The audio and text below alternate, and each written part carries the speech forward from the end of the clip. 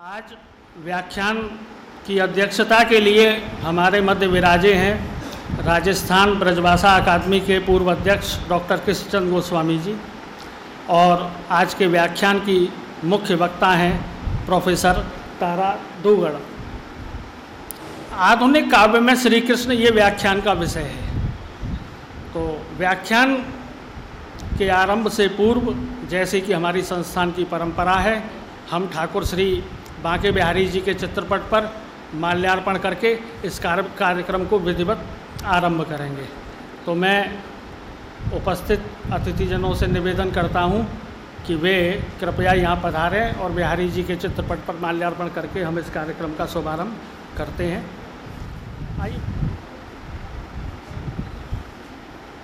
आमंत्रित करता हूं अध्यक्षता कर रहे हमारे मध्य डॉक्टर कृष्णचंद्र गोस्वामी जी, प्रोफेसर तारा दूगड़ जी और हमारे आदरणीय आचार्य श्रीवत्स गोस्वामी जी।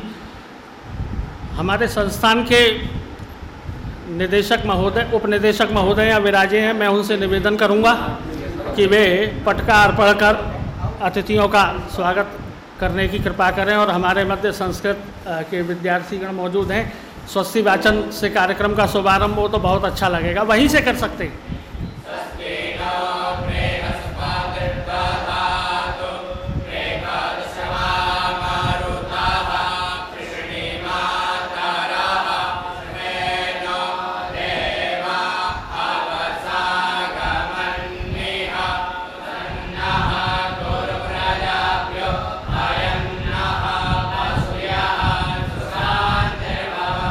डॉक्टर चंद्र प्रकाश शर्मा जी, आपको यहाँ आमंत्रित करूँगा कि वे मंगलाचरण कर फिर हम कार्यक्रम की ओर आगे बढ़ते हैं। कृष्णम वंदे जगत गुरु, वंदे ब्रज वसुंधरा। आज का विषय आधुनिक काव्य में श्री कृष्ण, जो हमारा आज का प्रतिपाद्य विषय है, उन्हीं श्री कृष्ण की मैं वंदना करके उनको प्रणाम करता हूँ। बरहा पीड़म नटवर बपू कर्णयो कर्णिकारं बिभ्रद्वासः कनक कपिशं वैजयन्तीं च मालां रन्ध्रान् वेणोरधर सुधया पूरयन् गोपवृन्दै बृन्दारण्यं स्वपदरमणं प्राविशद गीतकीर्ति। आज हम आधुनिक काव्य में श्री कृष्ण भक्ति, आधुनिक काव्य में श्री कृष्ण भक्ति विषय पर हमारे मध्य पधारी हैं प्रोफेसर तारा दूगड़ जी, और हम आपके विचारों से लाभान्वित होंगे। मैं आपको जो है यहाँ सादर आमंत्रित करता हूँ। माँ सरस्वती के चरणों में वंदन। जय जय श्री राधे श्याम।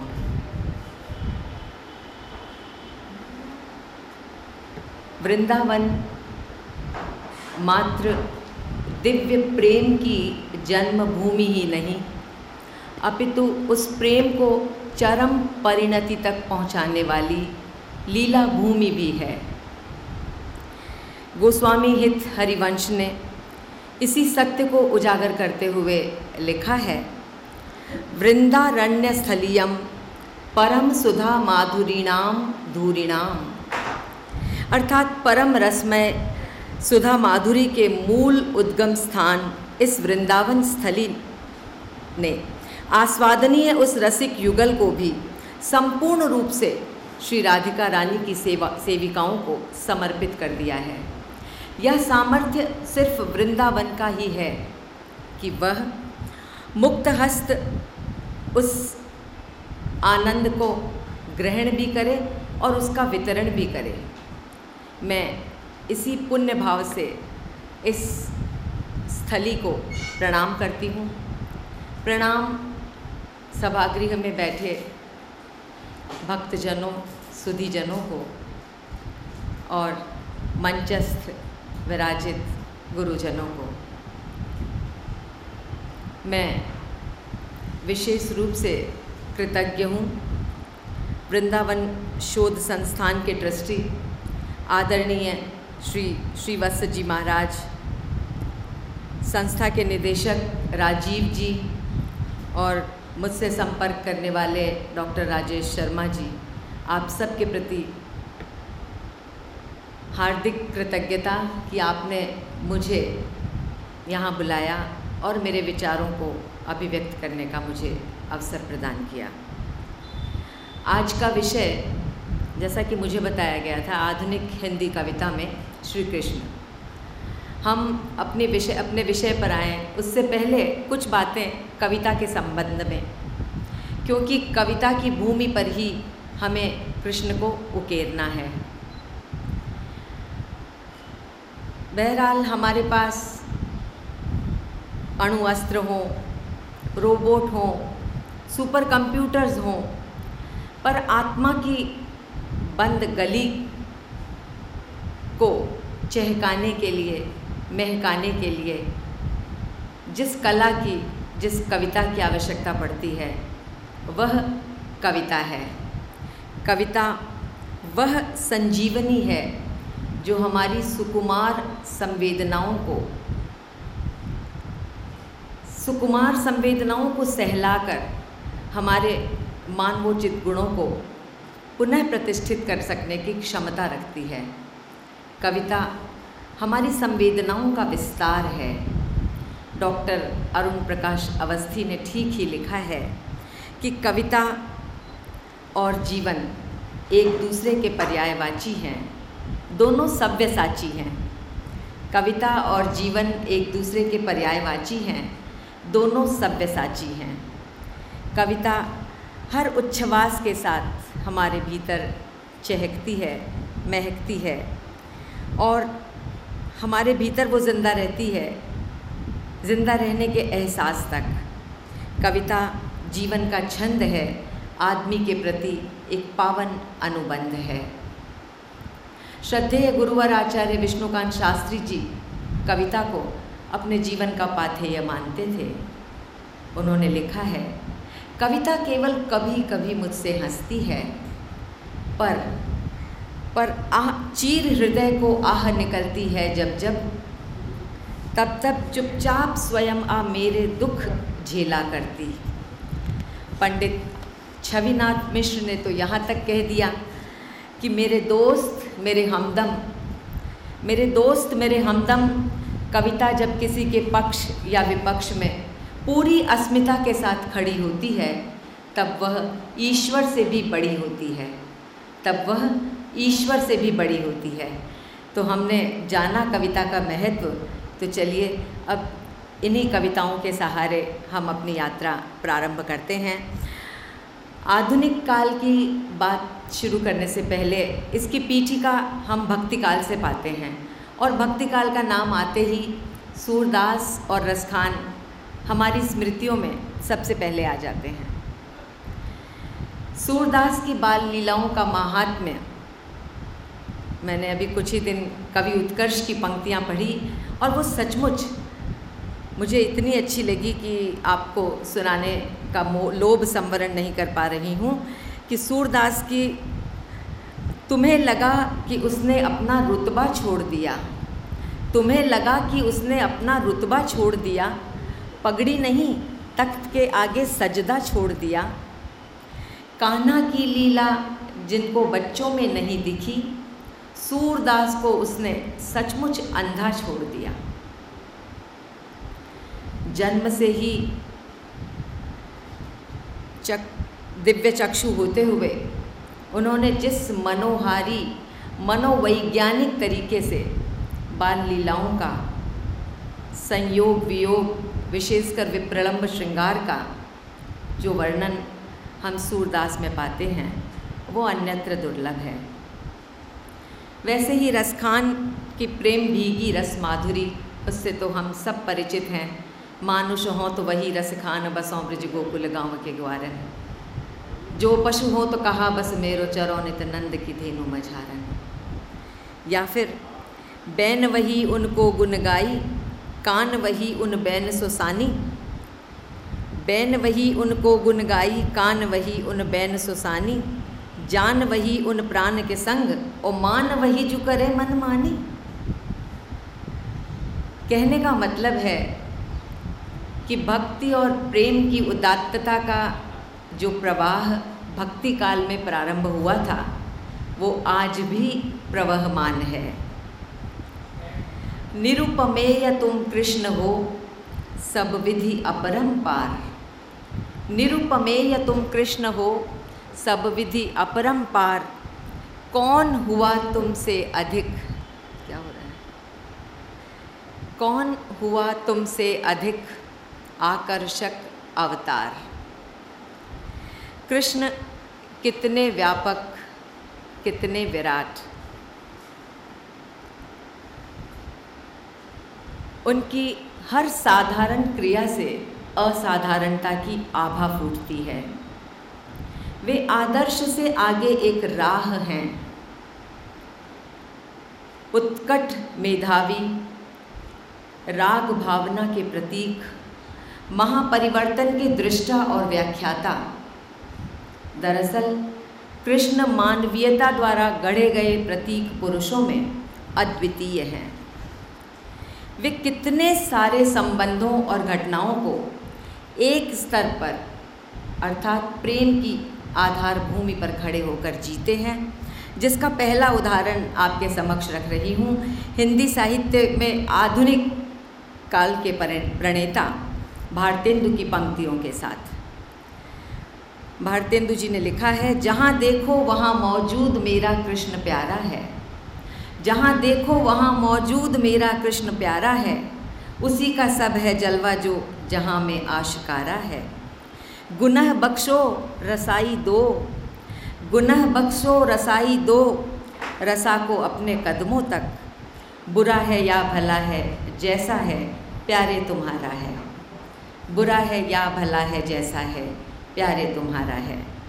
भारतेंदु ने अपनी रचनाओं के माध्यम से स्वदेश प्रेम, भाषाई अनुराग और सांस्कृतिक गौरव को प्रसारित करने का महत्वपूर्ण कार्य किया।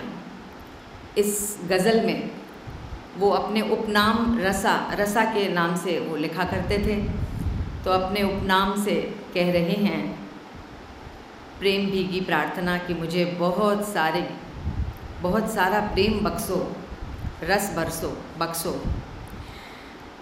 वे जहाँ कृष्ण की व्याप्ति सर्वत्र मानते हैं, वहीं विरह व्यथाग्रस्त गोपियों की छोटी छोटी बातों को किस तरह अंकित करते हैं, उसका एक छोटा सा नमूना। प्रीतम पियारे नंदलाल बिन हाय, प्रीतम पियारे नंदलाल बिन हाय, सावन की रात की दो द्रौपदी की सारी है। क्या वर्णन है। जीवन जीने की अक्षय मंजूषा श्रीमद् भगवद गीता की महिमा का गुणगान करते हुए जीवन समर में साहसपूर्वक किस प्रकार विजय श्री का वर्ण किया जाए बता रहे हैं गया प्रसाद शुक्ल सनेही। कामना रहित कर हरि की शरण देती, कामना रहित कर हरि की शरण देती, भव सिंधु तरना सिखाती हमें गीता है। आत्म तत्व बोध से अमरता प्रदान कर मृत्यु से न डरना सिखाती हमें गीता है। क्या है करणीय और क्या है अकरणीय, क्या है करणीय और क्या है अकरणीय, श्रेय कर्म करना सिखाती हमें गीता है।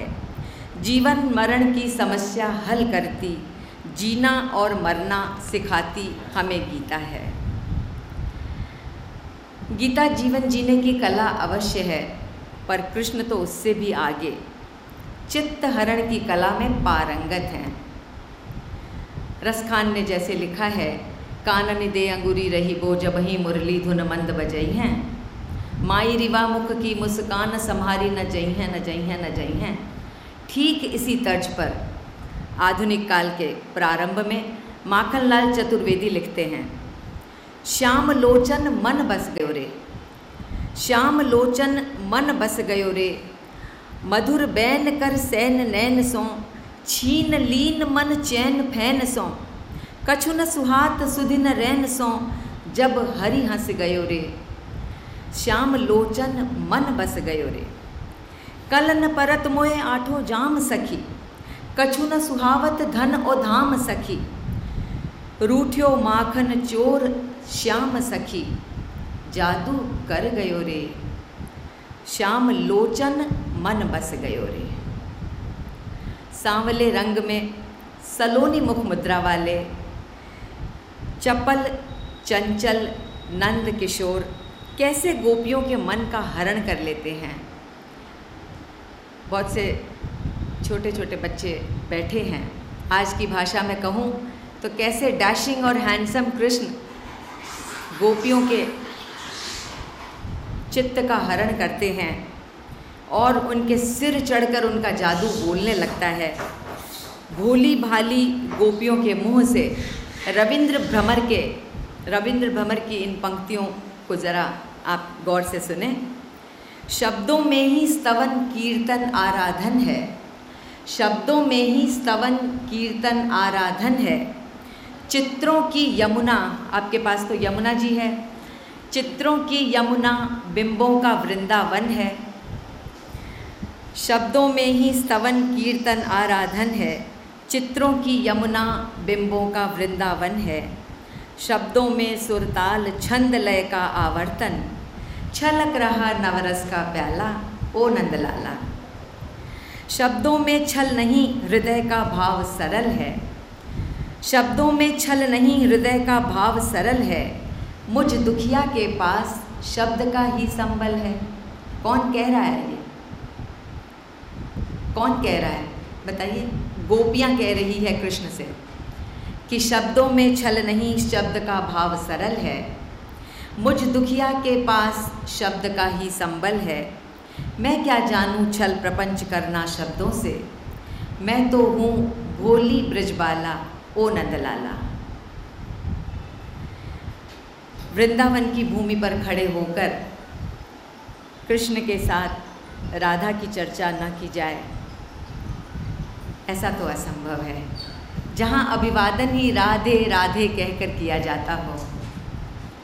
मुझे याद आ रही हैं डॉक्टर प्रेम शंकर त्रिपाठी की के छोटे से दोहे, जिसमें इस पुरुषोत्तम मास में, अभी पुरुषोत्तम मास चल रहा है, इस पुरुषोत्तम मास में वृंदावन का वास, राधे राधे में निहित भक्तों का उल्लास, राधे राधे में निहित भक्तों का उल्लास।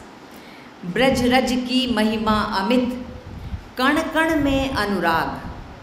ब्रज रज की महिमा अमित, कण कण में अनुराग। आकर्षण में कृष्ण के बिखरा प्रेम पराग, आकर्षण में कृष्ण के बिखरा प्रेम पराग। कृष्ण के अमित आकर्षण में बंधी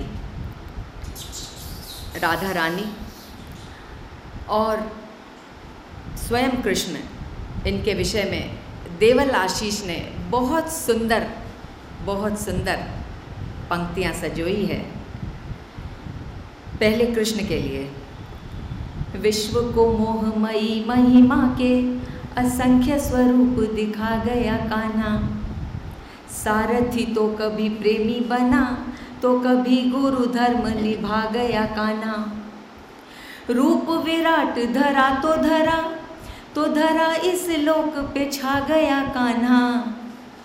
रूप किया लघु तो इतना कि यशोदा की गोद में आ गया कान्हा। राधा जी के लिए, त्यागियों में अनुरागियों में बड़भागी थी नाम लिखा गई राधा। त्यागियों में अनुरागियों में बड़भागी थी नाम लिखा गई राधा। कान्हा के रंग में ऐसे रंगी, रंग कान्हा के रंग नहा गई राधा। प्रेम है भक्ति से भी बढ़कर, यह बात सभी को सिखा गई राधा। प्रेम है भक्ति से भी बढ़कर, यह बात सभी को सिखा गई राधा। जोगी जति मुनि ध्याया करें और माखन चोर को भा गई राधा। जोगी जति मुनि ध्याया करें और माखन चोर को भागई राधा। हनुमान प्रसाद पोद्दार, जिन्हें भाई जी कहकर लोग बुलाते थे, हनुमान प्रसाद पोद्दार जी की भक्ति, समाज सेवा अनुकरणीय थी। पोद्दार जी ने लिखा है, राधा और कृष्ण कैसे एक दूसरे में निरूपित हो जाते हैं। बड़ा ही दार्शनिक उन्होंने चित्र खींचते हुए लिखा है कि कृष्ण शक्तिमय शक्ति राधिका, कृष्ण शक्तिमय शक्ति राधिका, चिन्मय एक तत्व भगवान, नित्य अनादि अनंत अगोचर, अमल अनामय सत्य महान, त्रिगुण रहित भगवत पुराण, सुचि सच्चिन्मय आनंद शरीर, लीलामय लीला लीलारत, दो तनु दिव्य नित्य अशरीर। कैसे राधा और कृष्ण एक दूसरे में समाहित हैं, निरूपित हैं। तो इसी बात को आज का ताज़ा तरीन कवि उत्कर्ष किस प्रकार कहता है। मेरे नज़दीक गीतावली हो गई, वो गली जब से तेरी गली हो गई। राधिका से मिले कृष्ण उज्ज्वल हुए, और फिर राधिका सांवली हो गई। राधिका से मिले कृष्ण उज्ज्वल हुए, और फिर राधिका सांवली हो गई। वेणु कैसे सहे राधिका राधिका, जब अधर खुद कहे राधिका राधिका। सारा ब्रज उनको जपता रहा पर सदा, कृष्ण जपते रहे राधिका राधिका। अंतिम है, कृष्ण के भावमय कूल पर प्रीत की, क्या बिंब की संयोजना की है।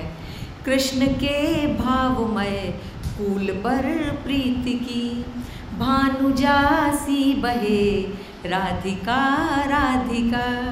कृष्ण के भावमय कूल पर भानुजासी बहे राधिका राधिका। कृष्ण तो यज्ञ हैं किंतु उनके ही संग, आहुति बंद है राधिका राधिका। आहुति बंद है राधिका राधिका।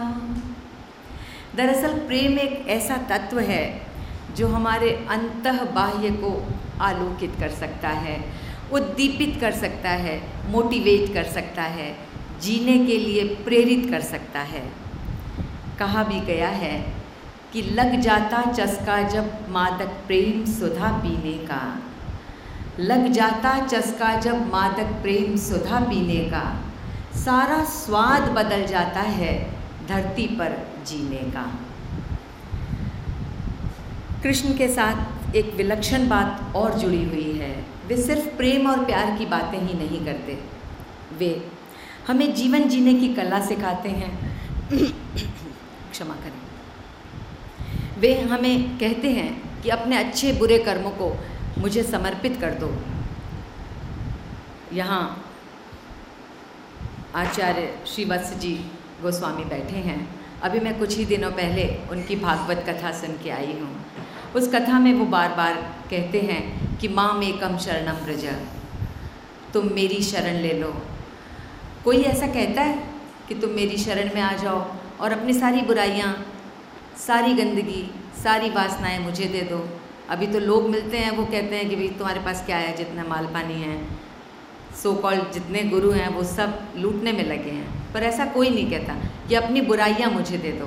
पर हमारे कृष्ण कहते हैं, गुलाब खंडेलवाल जी की पंक्तियाँ हैं, ज्ञान ध्यान शक्ति श्रम, राग द्वेष मोह भ्रम।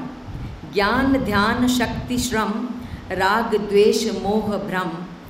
दान दीनता अहम, सब कुछ कृष्णार्पणम, सब कुछ कृष्णार्पणम। भोग योग यम नियम श्रेय प्रेय प्रेयतम। भोग योग यम नियम श्रेय प्रेय प्रेयतम। लाभ हानि सम विषम सब कुछ कृष्णार्पणम। ये तो आप कह सकते हैं मेरे साथ, सब कुछ कृष्णार्पणम। सत असत अहम इदम। सत असत अहम इदम वृत्ति उच्च या अधम। सुंदरम असुंदरम मंत्र अब यही परम। सब कुछ कृष्णार्पणम। सब कुछ कृष्णार्पणम। हम सचमुच कृष्ण हमारा सर्वस्व है, सब कुछ हैं तब जब हम सर्वात्मना उनके प्रति समर्पण की कला सीख जाएं। डॉक्टर शिवो मंबर लिखते हैं कि भरे कलश में देह के क्षीर सिंधु सा रूप। देखिए क्या उपमा दी है। भरे कलश में देह के क्षीर सिंधु सा रूप। बैठी है वट के तले घूंघट काढ़े धूप। फिर से सुने। भरे कलश में देह के क्षीर सिंधु सा रूप। बैठी है वट के तले घूंघट काढ़े धूप। युद्धार्पित है देह यह कृष्णार्पित है चित्त। युद्धार्पित है देह यह किस युद्ध के लिए? लड़ने, फाइटिंग के लिए नहीं। अपनी बुरी वृत्तियों से युद्ध हर वक्त हमें जारी रखना है। युद्धार्पित है देह यह कृष्णार्पित है चित्त। नायक निर्णायक वही हम हैं सहज निमित्त। हमारा नायक, हमारा निर्णायक सब कुछ कृष्ण है, हम सिर्फ निमित्त भर हैं। अब प्रश्न उठ सकता है कि कौन है कृष्ण, आखिर वो करता क्या है हमारे लिए? तो इस हमारे प्रश्न का सीधा उत्तर डॉक्टर अरुण प्रकाश अवस्थी के शब्दों में स्वयं भगवान कृष्ण दे रहे हैं। हमी वृंदा विपिन में कृष्ण बन मुरली बजाते हैं। श्री कृष्ण कह रहे हैं, हमी वृंदा विपिन में कृष्ण बन मुरली बजाते हैं। हमी ब्रज वीथियों में रास की लीला रचाते हैं। मगर जब राष्ट्र के सम्मान पर आघात होता है, हमी गीता सुना करके सुदर्शन भी उठाते हैं। हमी वृंदा विपिन में कृष्ण बन मुरली बजाते हैं। हमी ब्रज वीथियों में रास की लीला रचाते हैं। मगर जब राष्ट्र के सम्मान पर आघात होता है, हमी गीता सुना करके सुदर्शन भी उठाते हैं।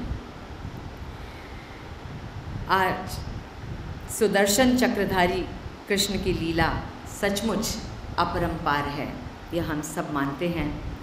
और कृष्ण की लीलाओं में सर्वोत्कृष्ट है होली।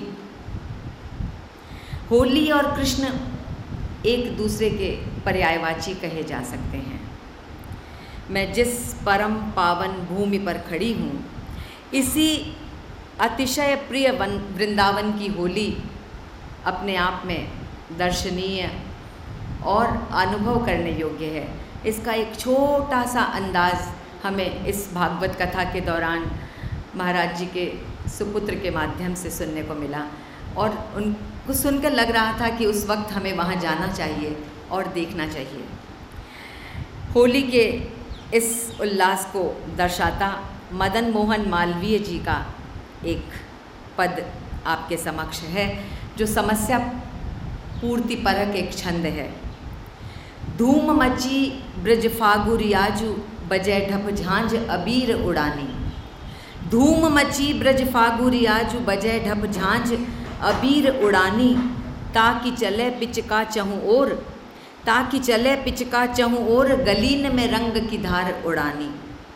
गलीन में रंग की धार बहानी। भीजे भिगोवे ठड़े मकरंद, भीजे भिगोवे ठड़े मकरंद, दुहू लखी शोभा न जाय बखानी। ग्वालन साथ इतै नंदलाल, उतै संग ग्वालिनी राधिका रानी। ग्वालन साथ इतय नंदलाल, उतय संग ग्वालिनी राधिका रानी। ये थे मदन मोहन मालवीय जी। रीतिकालीन कवियों का राधा कृष्ण का होली और प्रेम श्रृंगार सचमुच हिंदी साहित्य की बहुमूल्य निधि है। पद्माकर द्वारा रचित एक सर्वाधिक प्रभावी छंद जिसमें ढीठ नायिका या राधा कृष्ण को एकांत में ले जाकर मनमाने तरीके से रंगती है और अंत में व्यंग भरी मुस्कुराहट के साथ कहती है कि लला फिर आई हो खेलन होरी, लला फिर आई हो। तो हम आधुनिक काल में इसके पद्माकर जी ने तो इसके जवाब को लिखा नहीं था, पर इसके जवाब को कहने से पहले मैं पद्माकर के छंद को आपके समक्ष प्रस्तुत करूंगी। हमारे अध्यक्ष महोदय जी से कह रहे थे कि फाग के भीर अभीरन में गही गोविंद ले गई भीतर गोरी, भाय करी मन की पद्माकर ऊपर नाय अबीर की झोरी, छीनी पितंबर कंबर ते सुविधा दई मीड़ी कपोल निरोरी, नैन नचाय कहो मुस्काय लला फिर आइयो खेलन होरी, नैन नचाय कहो मुस्काय लला फिर आइयो खेलन होरी। राधा जी ऐसी शरारतें करें और कृष्ण उसका माकूल जवाब ना दें, यह असंभव है। भले ही पद्माकर ने इसका उत्तर ना दिया हो, हमारे आधुनिक काल के कवि आत्म प्रकाश शुक्ल ने इसका बहुत ही प्रभावी उत्तर दिया है।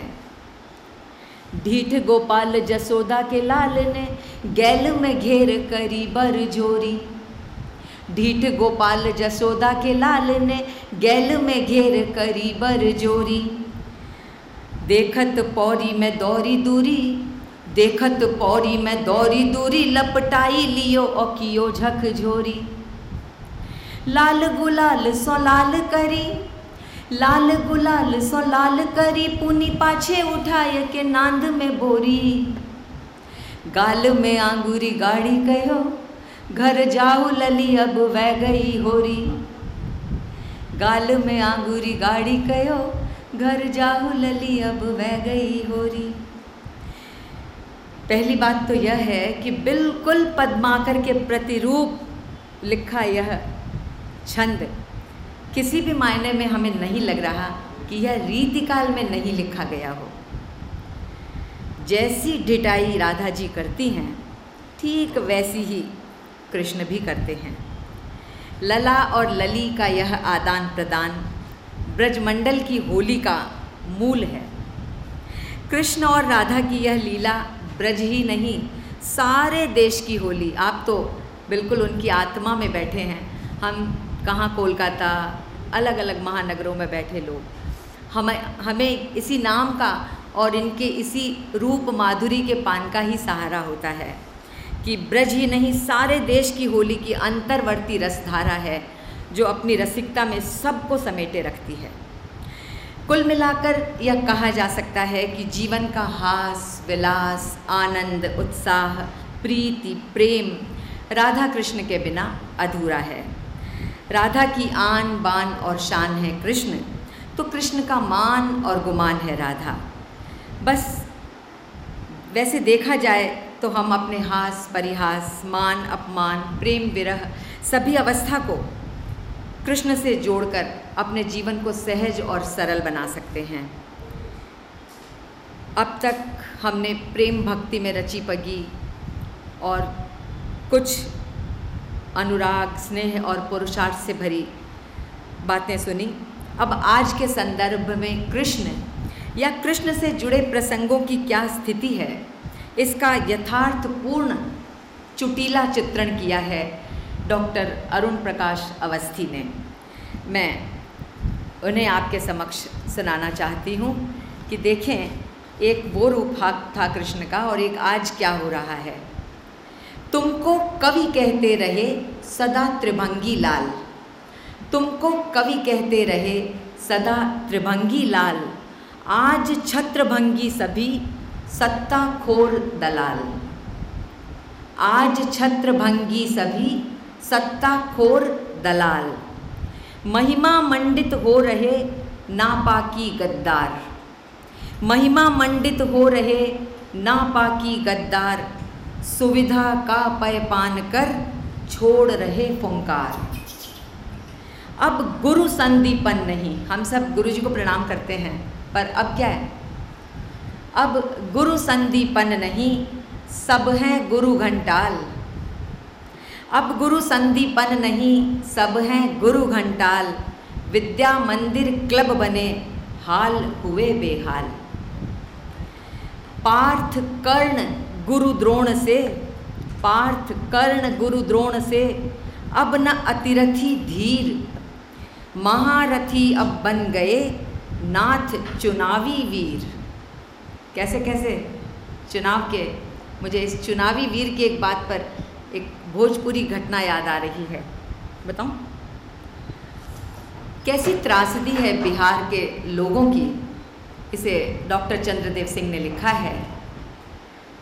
तू ही बतावा राम खिलावन, अब के केकरा वोट दियाई। तू ही बतावा राम खिलावन, अब के केकरा वोट दियाई। किसिम किसिम का झंडा देख, किसिम किसिम का नारा सुनिल, कौनों का करतब मत पूछ, इनने में बस एगो चुनिल। बरिस बरिस लग जेहिल खटके, वोटवे पे छुटले है भाई। तू ही बताव राम खिलावन, अब के केकरा वोट दियाई। लंबी कविता है, मैं अंतिम सुना रही हूँ। एक कैसे हैं चुनावी मैदान के ये चुनावी वीर कैसे हैं। एक सरगना तस्करियन का, दूसर बा डकुवन का दादा, तीसर बम का व्यापारी बा, और चौथे का बस साफे वादा। अगर कहूँ जो हार गईल ऊ, समझो सगरो गांव फुकाई। तू ही बतावा राम खिलावन, अब के केकरा वोट दियाई। ये त्रासदी है। राष्ट्र पार्थ कर्ण गुरु द्रोण से, अब न अतिरथी धीर, महारथी अब बन गए नाथ चुनावी वीर। राष्ट्र धर्म की जगह अब है घोटाला धर्म, हर चोरी का रह गया अनउद्घाटित मर्म। बदल गए कलिकाल में इन व्यासों के कर्म, पूंछ हिलाना रह गया एकमात्र ही धर्म। एक महाभारत हुआ था द्वापर में घोर, एक महाभारत हुआ था द्वापर में घोर। अब घर घर कुरुक्षेत्र है, अब घर घर कुरुक्षेत्र है, मिलता और न छोर। अंत में लिखते हैं वो कि नाथ तुम्ही से प्रार्थना करता आज सखेद, नाथ तुम्ही से प्रार्थना करता आज सखेद। रचो यज्ञ ऐसा नया, भस्म सभी हों भेद। यथार्थ की इस हल्की सी झलक के बाद मैं पुनः सादर सभक्ति कृष्ण के चरणों में, हे नटवर नवनीत प्रिय गोकुल चंद्र ललाम, हे नटवर नवनीत प्रिय गोकुल चंद्र ललाम। यमुना अब भी जप रही श्याम श्याम घन श्याम, श्याम श्याम घन श्याम। चिदानंद आनंद घन जगत नियंत्रक ईश, चिदानंद आनंद घन जगत नियंत्रक ईश। मन वाणी से परे हो दामोदर योगीश, मन वाणी से परे हो दामोदर योगीश। साहित्य अकादमी के भाषा सम्मान से विभूषित कवि अनिल ओझा, जिनकी अभी कुछ ही दिनों पहले लिखी गई राधा कृष्ण पर आधारित एक भोजपुरी रचना पर आप सबका ध्यान चाहूँगी कि नंद जसोदा निहाल भये, तू तो ऐसन उनके बनवल दीवाना। नंद जसोदा निहाल भये, तू तो ऐसन उनके बनवल दीवाना। प्रेम पियासी पगल नगरी, बनी गईल रहे गोकुल बरसाना। बंसी बजावत रास रचावत, खेलत कूदत एक समाना। गोपिन ग्वालन के है सखा, अनमोल रहे तोर प्रेम खजाना। गोपिन ग्वालन के है सखा, अनमोल रहे तोर प्रेम खजाना। जगत नियंता आनंद कंद भगवान श्री कृष्ण का प्रेम खजाना अशेष बना रहे और हम सब पर हमेशा इसी तरह बरसता रहे। हम सब यहाँ बैठे, हम सब की यही चाह है। श्री कृष्ण की महिमा अपरंपार है, उसका वर्णन मन वाणी से परे है। राजेश जी कह रहे थे कि हरि अनंत, हरि कथा अनंता। न जाने कितनी बातें और कितना कुछ साहित्य में संजोया गया है कृष्ण भक्ति के नाम पर, प्रेम के नाम पर, और अपने स्वयं के प्रेम को पूरा लिखकर अंत में राधा कृष्ण के समर्पण के नाम पर। बहुत कुछ है। मैं बहुत कम समय में और बहुत छोटी समझ आप सबके समक्ष तो मैं बिल्कुल, समझिए कि जन्म हुआ ही नहीं है। आप सब ब्रज के विद्वानों के बीच मैं जितना कुछ मुझे समझ में आ रहा था, और भारतेंदु से लेके आज तक मैंने कुछ कवियों की बातें आपके समक्ष रखी। दरअसल हमारा श्रेय प्रेय उपादेय कृष्ण हैं। हमारी सत्ता, हमारी इयत्ता और हमारी महत्ता, यदि इन सब कुछ को हम कृष्ण, हमारी महत्ता इसी में है कि हम अपने आप को कृष्ण के जीवन से जोड़कर देखें। जन्म से लेकर अंत तक जिसने घन घोर कष्टों का वर्ण किया हो, हम अपने छोटे से दुख में हाय हाय करते रहते हैं, ये हो गया, ये हो गया। कृष्ण के दुख को जब सुनते हैं तब हमें एक नई रोशनी मिलती है, एक नया जीवन मिलता है, और हम फिर अपने काम में लग जाते हैं। हमारे परमाराध्य कृष्ण, उनकी शरण ही हमारी आस्था का परम आधार है। तुलसीदास की एक पंक्ति है, एक भरोसो एक बल, एक आस विश्वास। ठीक इसी तरह विष्णु सक्सेना की ये 4 पंक्तियाँ सुनाकर मैं अपनी वाणी को विराम दूंगी। आँख खोली तो तुम रुक्मणी सी लगी, आँख खोली तो तुम रुक्मणी सी लगी, बंद की आँख तो राधिका सी लगी, बंद की आँख तो राधिका सी लगी। जब भी देखा तुम्हें शांत एकांत में, जब भी देखा तुम्हें शांत एकांत में, मीराबाई सी मूक साधिका तुम लगी, मीराबाई सी मूक साधिका तुम लगी। रेत पर नाम लिखने से क्या फ़ायदा, एक आई लहर कुछ बचेगा नहीं।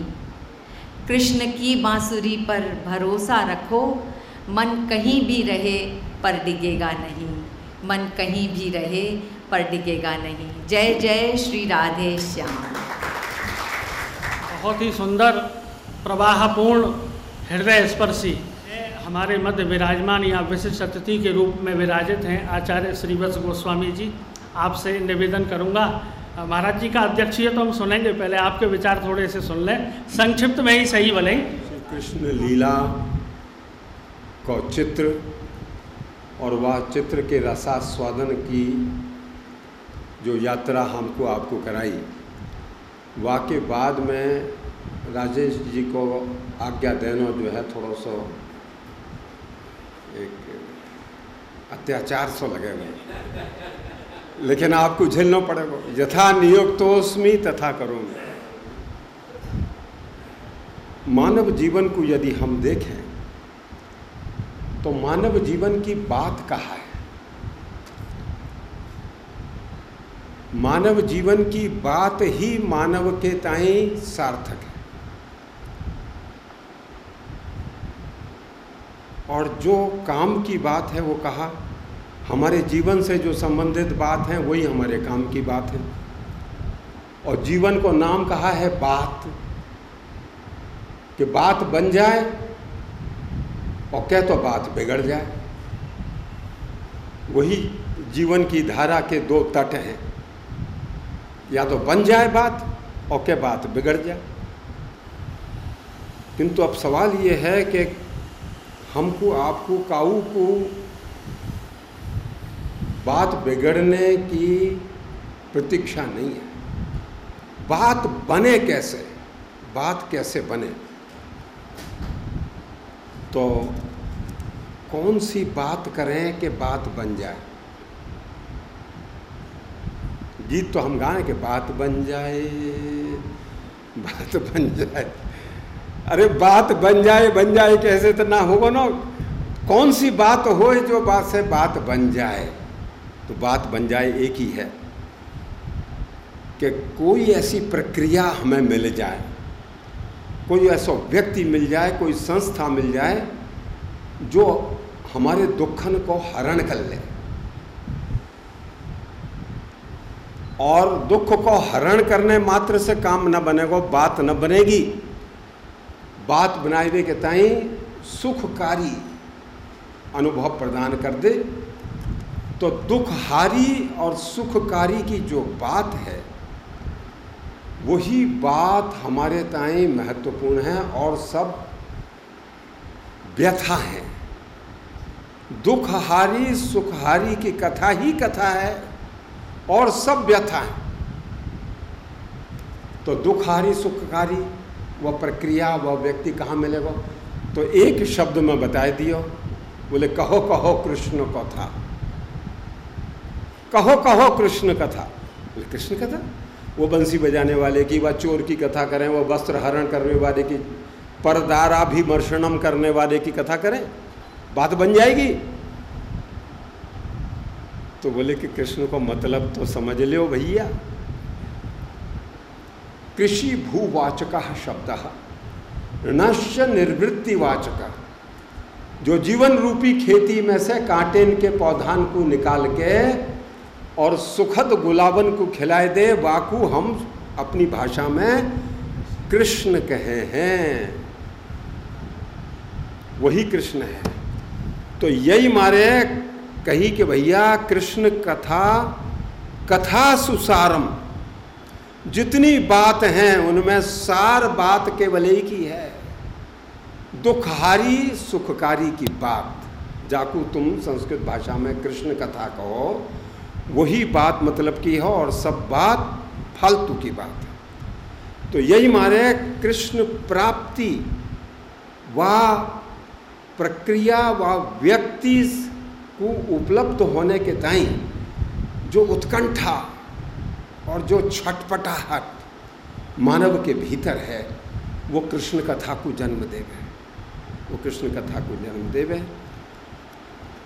और वह कृष्ण कथा में हमारे सुख और दुख की अभिव्यक्ति आवे, और जब वो अभिव्यक्त हो गए तो वो काव्यात्मक ही हो गए, काव्यात्मक भी हो गए। और यही मारे काऊ संत ने कही कि भैया जितनी बात है, जितने गीत हैं, वो एक ही गीत है, कानू बिनु नहीं गीत। यह कन्हैया के बिना कोई दूसरा गीत संसार में रचो नहीं गया है। या तो दुख की वार्ता है या सुख की वार्ता है। प्रत्येक गीत में, प्रत्येक काव्य में इन दोनों को छोड़ के और कोई वार्ता है ही नहीं। किंतु यह गीत भी अपने आप में एक रहस्यात्मक सो शब्द है। ऐसो हमारे गुरुजनों ने बताया कि गीत को मतलब पद्यात्मक गीत मात्र नहीं है। गीत को मतलब गाई वही वस्तु नहीं है। गीत को मतलब है कही वही बात, भगवत गीता, श्री कृष्ण को कथन, भगवान को कथन। तो गीत माने कथन, किंतु गीत के संग ही गीत की एक दूसरी जो समझ है वह गायन, पद्यात्मक, काव्यात्मक, दोनों ही गीत के ये आयाम हैं। तो जब हम वह कानू के मूर्त स्वरूप को देख के कोई बात कहे हैं, वो कथनात्मक है। किंतु वाके अमूर्त रूप के अनुभव को अभिव्यक्त करने के ताई जब हम चेष्टा करेंगे तो वो गायनात्मक ही हो गए, और कोई तरीका ना है बाकी ताई। वाकई एक ही पद्धति है, वो काव्यात्मक होवेगा और वह गायनात्मक होवेगा। और यह कारण सो सृष्टि भई वह कृष्ण की विग्रह के प्रकाशन की, क्योंकि निर्गुणोपासने कष्टम, निर्गुणोपासने कष्टम। सगुण साकार हैंड्स ऑन टेंजिबल चाहिए, टेंजिबल चाहिए। वो दुखहारी सुखकारी टेंजिबल चाहिए। तो बाकी काल अबाधित विग्रह और उपस्थिति की आवश्यकता हमें पड़ेगी। और उद्धव की वह प्रार्थना पर प्रभु ने हमको अपनी शब्द मूर्ति प्रदान करी। तेने यम वांगमयी मूर्ति प्रत्यक्षा वर्तते हरे, शब्द मूर्ति प्रदान कर देनी। जितनी उनकी बात ही उन बातन को समेट के व्यास जी ने और एक शब्द मूर्ति बना के दे दी कि लियो भैया कृष्ण की बात। भागवत माने तेनेयम प्रत्यक्षा वर्तते हरे, साक्षात मूर्ति है।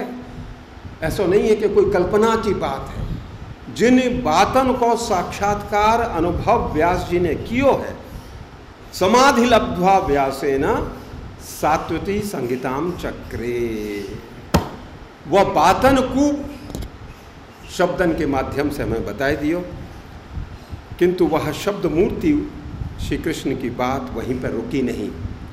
भागवत को विस्तार भयो, भागवत को विस्तार भयो और वह विस्तार में हमको उपलब्धि भई कृष्ण काव्य की।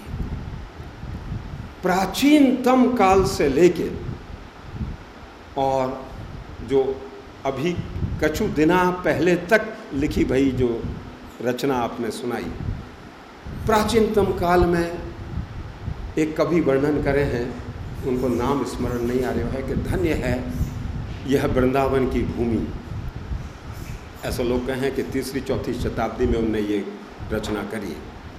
धन्य है वृंदावन की भूमि कि लोग प्रातःकाल भोर में ही यमुना स्नान को जा रहे हैं और कृष्ण की बात करते भये जा रहे हैं, कृष्ण की लीलान की कथा करते भये भोर में यमुना स्नान करवे को जा रहे हैं। या हमारे ये वृंदावन धन्य है, धन्य है। तो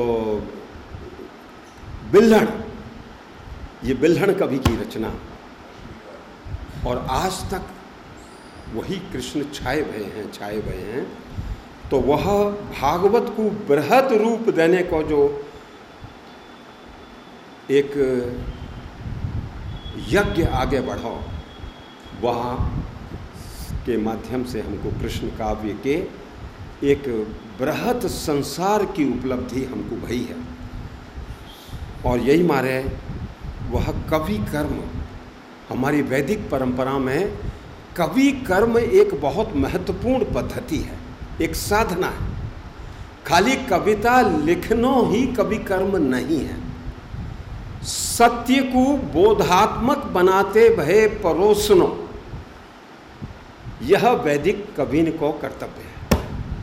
जो साक्षात कर रहे हैं मंत्रन को, किंतु कवि कर्म करके वाकु हमको बोधगम्य बनाते भये, रसपूर्ण बनाते भये और उपलब्ध करा देना। तो सत्य को साक्षात्कार करके वाकु परोस देनो, रस को आस्वादन करा देनो, ये हमारे कवि को कार्य है।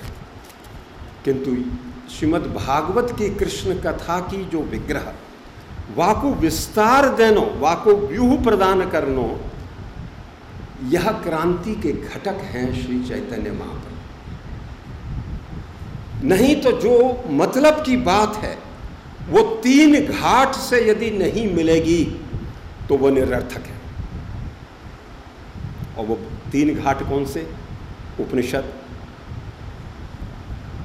गीता और ब्रह्मसूत्र। अगर इन तीनों घाटन पे, इन तीनों कसौटिन से वो बात नहीं गुजरी है तो बात व्यर्थ है, व्यर्थ है।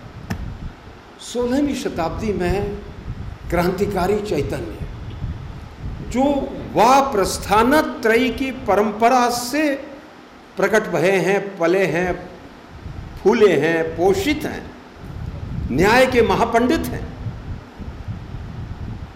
किंतु महाप्रभु रात्रि दिने गाये सुने परमो आनंदे स्वरूप रामानंदेर सोने। जगन्नाथपुरी में बैठ के गंभीरा में कहा कर रहे हैं, प्रस्थानत्रयी को आस्वादन कर रहे हैं और करा रहे हैं। और प्रस्थानत्रयी कौन है? जयदेव को काव्य, चंडीदास और विद्यापति की पदावली।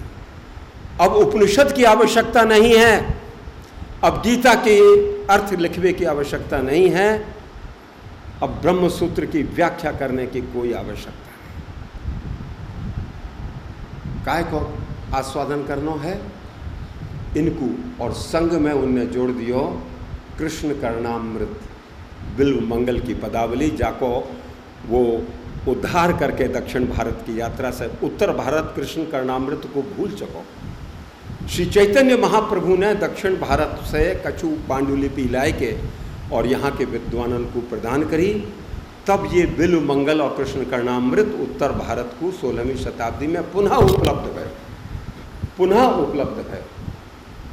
तो ये बिल्व मंगल, चंडीदास, विद्यापति, जयदेव, ये प्रस्थानत्रयी बन गए भारतीय आध्यात्मिक साधना, साहित्यिक साधना, सांस्कृतिक धारा के यह 3 स्रोत। अद्भुत बात है। और ब्रज ने श्री चैतन्य महाप्रभु के द्वारा प्रारंभ करी गई वह क्रांति को आगे बढ़ाया। श्रीमद् भागवत की कृष्ण कथा को विराट विग्रह प्रदान किया कृष्ण काव्य ने।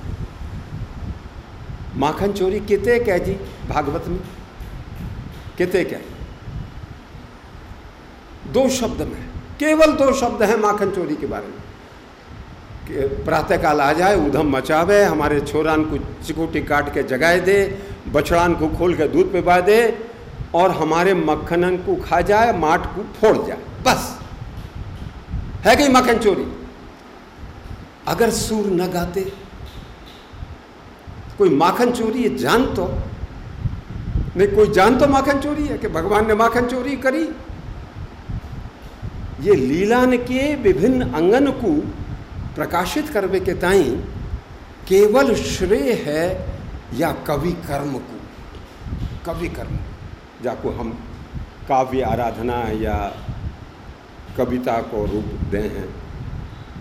और यही हमारे ब्रजभाषी छाती ठोक के कहे हैं, हमारी ब्रजवाणी ही वेद। धर रखो अपने वेदन ने, हमें क्या करना, हमें वह वेद से कछु मतलब ना है। हमारी ब्रजवाणी ही वेद और श्री कृष्ण ही हमारे उत्सव हैं। तो आखिरी बात यही मैं सोच रहे हो कि आज ठाकुर ने हमको सभा कक्ष से निकाल के बेहद भेज दियो। वहाँ एयर कंडीशन में न चैन से सोते रहते, लेकिन ये निश्चित बात ही कि तारा जी आपको सोने नहीं देती। आप कहते हो जो है वो सोच संस्थान के एयर कंडीशन कंफर्ट में बैठे हुए और सोने के तहिया आते सोता बन के, श्रोता और सोता, किंतु ये सोता नहीं बनने देती, ये तो पक्की बात ही। किंतु यहाँ पे आने को एक अपना तर्क है। आज जो चर्चा है रही है, कौन से कक्ष में है रही है? जहाँ पे उपस्थित हैं डॉक्टर रामदास गुप्त। वो न केवल एक अध्यापक है, न केवल एक संस्था के संस्थापक हैं, किंतु जो उनको उनसे नातो है और बहुत से इनको नातो रामदास जी से रहे हुए। रामदास माने एक रसिक, मूल रूप से रसिक व्यक्ति, और उनने जीवन में यदि साहित्य के नाम पे, कवि कर्म के नाम पे, रचना के नाम पे, सृष्टि के नाम पे कछु कियो तो कहा कियो है जी? कौन कौन से ब्रज के इतिहास पर पुस्तक लिखी उनने? यहाँ के दर्शन शास्त्र पर कौन सी पुस्तक लिखी है? भक्तमाल पर कौन सी पुस्तक लिखी उनने? शून्य। केवल एक निबंध लिखे सोएस के बुलेटिन में भक्तमाल के ऊपर, बस प्रियादास जी के ऊपर केवल एक। किंतु देह छोड़ने के पहले एक अद्भुत काव्य संग्रह कनुप्रिया नाम है, प्रकाशित भय, प्रकाशित। पूरे जीवन की साधना उनकी केवल एक काव्य में है, केवल एक काव्य में है। तो आज वो आनंदित हैं कि मोकू यहाँ बाहर बैठाए गए और भीतर कृष्ण काव्य को रस लोगे। ये अतार्किक है, असंगत है, या हमारे आज वहाँ से इन्ने बाहर निकाल के हमको यहाँ पे बैठाए लियो। और ये अधिक मास में जो रामदास जी को अधिक स्वरूप है, रसिक को, कवि को, वह आज सिद्ध भयो है। जय जय श्री राम। उद्बोधन आदरणीय महाराज जी, मैं हमारे मध्य यहाँ विराजमान है ठाकुर श्री बांके बिहारी जी महाराज के अंग से भी और राजस्थान ब्रजभाषा अकादमी के पूर्व अध्यक्ष डॉक्टर कृष्णचंद्र गोस्वामी जी कार्यक्रम अध्यक्ष के रूप में आप यहाँ विराजित हैं। तो मैं आपको यहाँ आमंत्रित करूँगा कि वे अपना अध्यक्षीय उद्बोधन देकर हमें उपकृत करने की कृपा करें। पादरेण वैष्णशः यासां हरिकथोद्गीतं पुनाति भुवनत्रयम्। आज के या सारस्वत सत्र के प्राण सर्वस्व पूज्य गोस्वामी श्रीवत्स जी महाराज, आज की मुख्य वक्ता प्रोफेसर तारा दुग्गड़ जी, सभा भवन में समुपस्थित वृंदावन रस के मर्मी और साधक समस्त जन, जा समय राजेश जी को फोन मिलो कि आपको अध्यक्षता करनी है। मैंने कुरे दो तो पता लगी कि पूज्य श्रीवत्स जी को निर्देश है कि बिना अध्यक्ष की जिम्मेदारी तो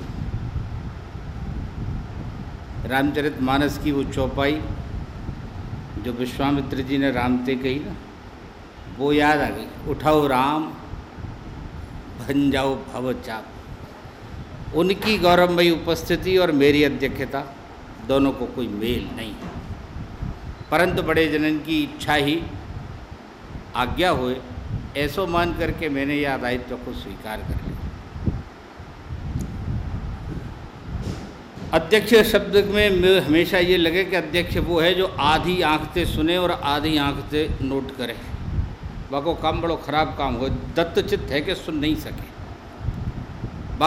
बाकी चेतना निरंतर या में भटकती रहे कि ये कहो या में ये, या में ये, या पे ये टिप्पणी, या पे वो टिप्पणी। अध्यक्ष के दिमाग में एक कुतर मौत चलती है। सबसे गड़बड़ काम सभा के बीच में अध्यक्ष कोई हो, या तो अध्यक्ष फिर अपना भाषण दे, सभा पे नहीं बोले, वो एक अलग स्थिति। आज जो वक्तव्य भयो ये बहुत ही सुंदर, बहुत मार्मिक और मैं कहूँ लीकते हटके वक्तव्य है। सामान्यतः जब ब्रज में काऊ विषय पे चर्चा हुई, कृष्ण भक्ति की चर्चा हुई, तो हम सामान्यतः भक्ति परंपरा के लोगों की रचनान के प्रसंगनते संदर्भनते वा को सुसज्जित करके अपना वक्तव्य व्यक्त करें। परंतु आज ये बहुत दिन बाद मैंने ऐसा वक्तव्य सुनो जो आधुनिक काल के रचनाकारन की रचनान की अनुभूत जब विद्यमान है। परंतु एक बात या में जो भेद है वह बात को समझना चाहिए। जैसे रचनाकार समय को रचे है, ऐसे समय भी रचनाकार को रचे। जिन रचनाकार की रचना ने भक्ति काल को भक्ति काल बनायो, वह भक्ति काल ने उन रचनाकारन को भक्त बनाए दिया। आज जिन जिन की रचना के उदाहरण दिए गए या आधुनिक काल में और जितने लोग भय और जिनने ब्रज में रचना करी, उनकी सहायता या रूपांतरण में होगी कह वो कठिन है। समय के अपनी मर्यादा, समय को अपनो दबाव, समय के अपने चुनौती, वो निरंतर संग्रह करें।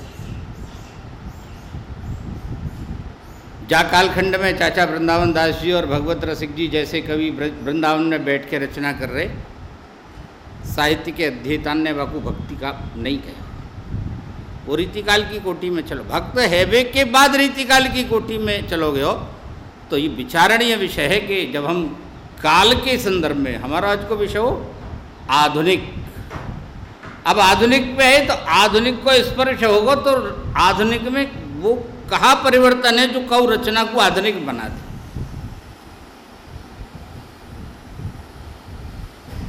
हम भारतेंदु जी को याद करें, और भारतेंदु जी को याद करेंगे तो हम ये जाने कि भारतेंदु जी वैष्णव वल्लभ संप्रदाय की,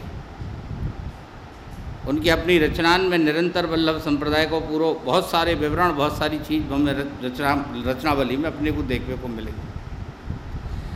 वह रचना संसार को, वह भक्ति परंपरा को उत्तराधिकारी जो भारतेंदु हैं,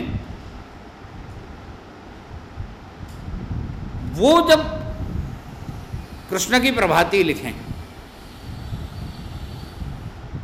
तो वो प्रभाती कैसे आधुनिक है जाए, ये बात ध्यान देवी की है। यहाँ महाकवि सूर को पद पंक्ति बहुत प्रसिद्ध है, जागिए गोपाल लाल आनंद कंद नंद लाल, जसमत कहे बार बार भोर भयो प्यारे। ये भक्ति काल को भोर है जो सूरदास के हृदय में प्रस्फुटित होए, उदित होए, आभा बिखेरे, ये सूरदास जी को भोर है। लेकिन जा समय भारतेंदु के सामने ये भोर की बात आवे और ठाकुर जी के जागरण की बात आवे तो बाकी सबरे संदर्भ एक लाइन से भारतेंदु बदलते चले जाए। भारतेंदु की एक रचना है प्रबोधिनी, और वो प्रबोधिनी रचना उनने जो लिखी वो एक प्रकार को जागरण गीत है। वाकी आधार पंक्ति है, जागहो सांवरे सबको मग तुमरो तकत। परंतु वो प्रभाती महाकवि सूर की प्रभाती से कैसे बदले। कोई रचना एक समय विषय एक ही होते भाई भी एक समय को लांगती भाई, एक दूसरे समय की रचना को दूसरे समय के मन को, हृदय को प्रतिनिधित्व करवे लगे। वाको ये बड़ा अद्भुत उदाहरण है। भारतेंदु जी ने लिखो, जागो जागो नाथ,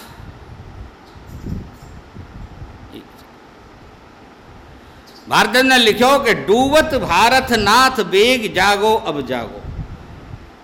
आप देखो कहाँ जसोदा को सूर को वर्णन और कहाँ भारतेंदु की प्रभाती, दोनों को बिल्कुल विषय वस्तु ही बदल गई। समय की चुनौती में कैसे प्रवेश, समय रचना में कैसे प्रवेश करे, ये यावत को बड़ो मार्मिक उदाहरण है। डूबत भारत नाथ बेग जागो अब जागो, आलस दब एहि दहन हेतु चहु दिससों लागो, महामूढ़ता वायु बढ़ावत तेहि अनुरागो, कृपा दृष्टि की वृष्टि बुझावहु आलस तागो त्यागो, आपनो अपनायो जानिके करहु कृपा गिरिवर धरन, जागो बल बेगहि नाथ अब देहु दीन हिंदुन सरन। और भारतेंदु यही नहीं रुके, उनने आगे भी भगवान से शिकायत करी कि ये समाज कैसे हो, सीखत को न कला, ऐसे कोई कला सीखवे को राजी नहीं, हाथ को काम ही नहीं करना चाहो।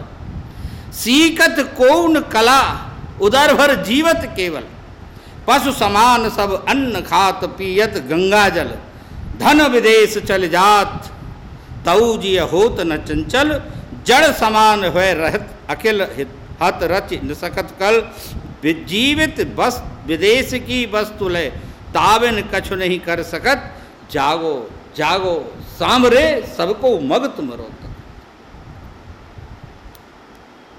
ये रचना भक्ति की रचना है। या को आलंबन ठाकुर जी, परंतु ये रचना भक्ति काल की रचना नहीं है। ये रचना अपने समय की चिंतान को वहन करने वाली रचना, एक के संग एक समय के संग बिल्कुल परिवर्तन हो। आधुनिक काल के दूसरे लोगों को हम याद करेंगे, हरिओत को याद करें, हरिओत को प्रिय प्रवास, मेरे प्यारे नव जलत से कंज से नेत्र वाले, जाके लौटे न मधुबन से और न भेजा संदेश। ऐसे श्री कृष्ण और राधा जब संदेश भेजती हैं तो वायु से कहती हैं, अरे सुन, मुझे संदेश की कोई ज़्यादा जल्दी नहीं है, ये जाए, ये तो मेरे मन की व्यवस्था है। परंतु मेरे समय की व्यवस्था ये है कि मार्ग में खेतों में काम करने वाली तुमको जो ब्रजयुवतियाँ मिलेंगी, देवियाँ मिलेंगी, स्त्रियाँ मिलेंगी, कृषि लल्लाएँ मिलेंगी, शरीर पसीने से लथपथ होगा, सुबह से धूप सिर पर पड़ रही होगी। ऐसी ललनाओं का तू पहले बैठ के श्रमहार करना, उनके पसीने सुखाना, उन्हें आराम देना, तब जाना। ये चला जाएगा संदेश ठीक है अपनी जगह, बहुत दिन से जा रहा, सूरदास के समय से ही चल रहा और भागवत जी के समय से चल रहा है कि जा संदेश, और वो संदेश ही ना पहुंचा, संदेश कितना लंबा हो गया। वो काम हरिऔध ने कहा, रुक पहले ये कर, ये प्रत्यक्ष समय का जो काम है इसे कर, और फिर ठाकुर जी को संदेश देता। समय बदलता है। एक और कवि का उल्लेख करना चाहूँगा, और वो है धर्मवीर भारती और उनकी कवि। आधुनिक काल की चर्चा अगर कृष्ण काव्य से होनी है तो कनुप्रिया को छोड़ करके बात नहीं की जा सकती। कनुप्रिया जिस तरह के मनोद्वेग का काव्य है, जिस तरह की आत्माकांक्षा का काव्य है, वो अपने आप में एक नए भावलोक की सृष्टि करता है।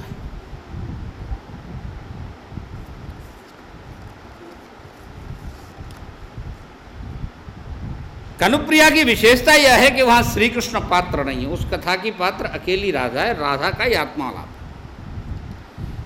परंतु यह बात को हम एक क्षण के लिए भी नहीं भूल सकें कि आश्रय जिन बातन की चर्चा आलंबन को आधार करके की है, ये आलंबन को जो आधार हो आश्रय में, ये आलंबन को रचना के अंदर प्रवेश करा दे। स्मृति में वो व्यक्ति ही तो चिंतन को केंद्र में है, जाको हम आलंबन बना के चल रहे हैं। राधा जो कछु चिंतन कर रहे हैं, उस बात सबको आधार कृष्ण ही है। कृष्ण ते ही बात है रही है, आत्मा में है रही है, पर है आत्मा में कृष्ण ते ही बात रही। ये कनुप्रिया में कृष्ण नहीं है, नहीं होंगे। परंतु कनुप्रिया को प्रत्येक संबोधन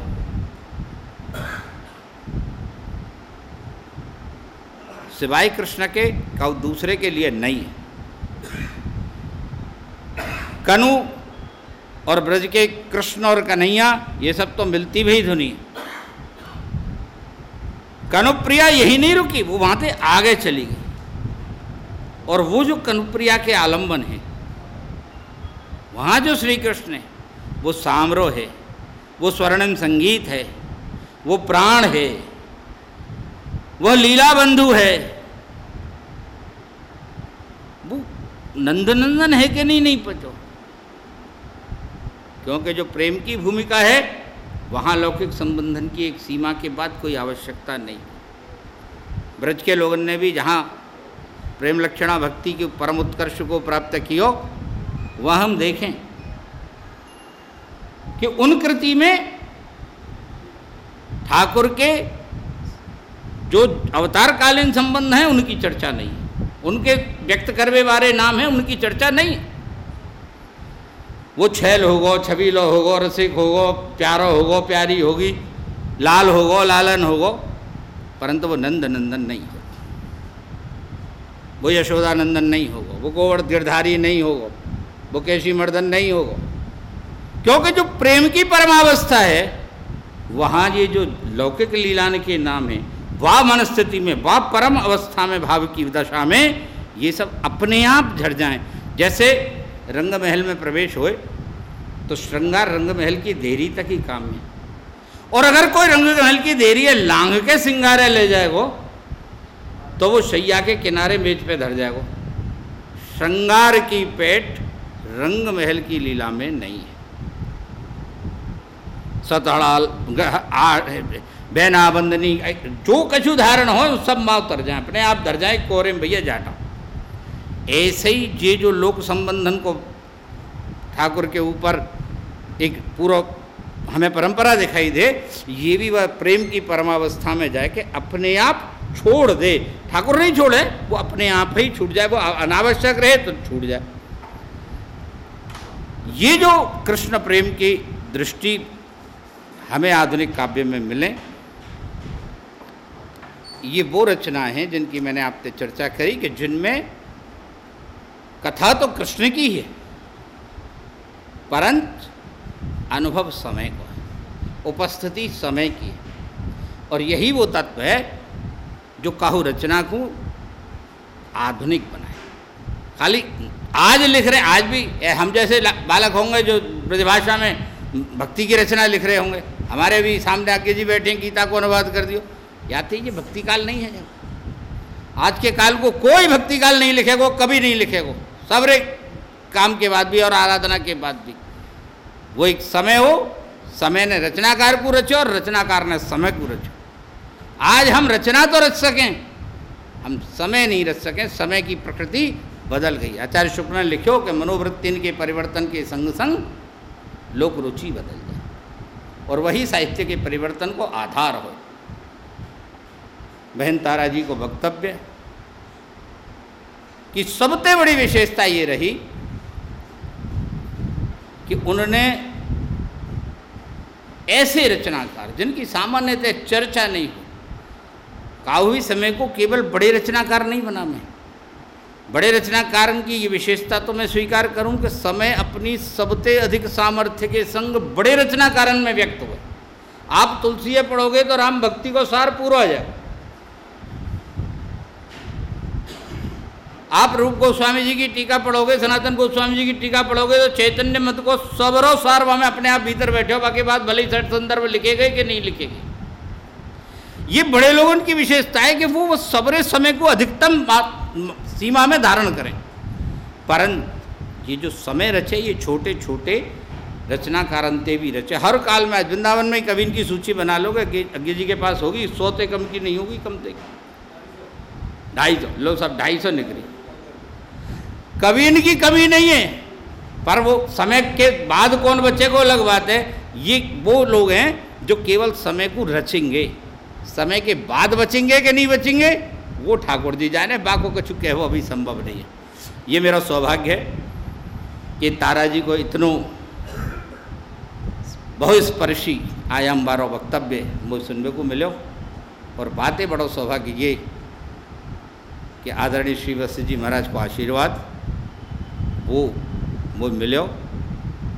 कार्यक्रम की व्यवस्था तो नहीं, व्यवस्था कहनी चाहिए कि उनके बाद मेरे को लगा दिया बोलवे को, तो ये तो व्यवस्था है कार्यक्रम की, पर जो है वो आपके सामने है। इन्हीं शब्दन के संग मैं अपनी बात को विराम दूँ, और एक बार पुनः तारा जी को बहुत बहुत शुभकामना दूँ, जी को प्रणाम। बहुत बहुत धन्यवाद।